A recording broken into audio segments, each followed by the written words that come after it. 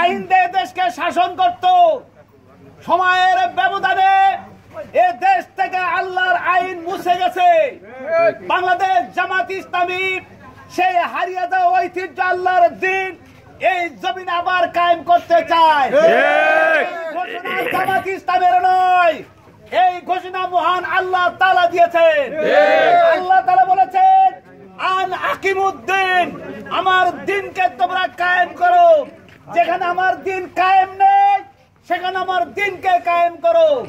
আমি মুসলিম ভাইদের, জোলাগাতির হিন্দু খ্রিস্টান বৌদ্ধ যারাই আছেন তাদেরকে জানাতে চাই, আল্লাহ রাব্বুল আলামিন যেমন বলেছেন আকিমুস সালাহ, নামাজকে কায়েম করো, সেই আল্লাহ বলে দিয়েছেন আকিমুদ্দিন, আমার দিনকে তোমরা কায়েম করো। বাংলাদেশ জামাত ইসলামী এই মিশনকে সামনে নিয়ে বাংলাদেশে আল্লাহর আইন কায়েম করতে চায়, যে আইনের মধ্য দিয়ে সমাজে শান্তি বিরাজ করবে। তেনারা যেমন আল্লাহর আইন কায়েম করে সোনালী রাষ্ট্রে রূপান্তরিত করেছিল, বাংলাদেশকে আমরা সেই সোনালী রাষ্ট্রে রূপান্তরিত করতে চাই। আপনাদের আহ্বান করতে চাই, বাংলাদেশ জামাত ইসলামের সামনে, আপনাদের সামনে প্রতীক নিয়ে উপস্থিত হবেন।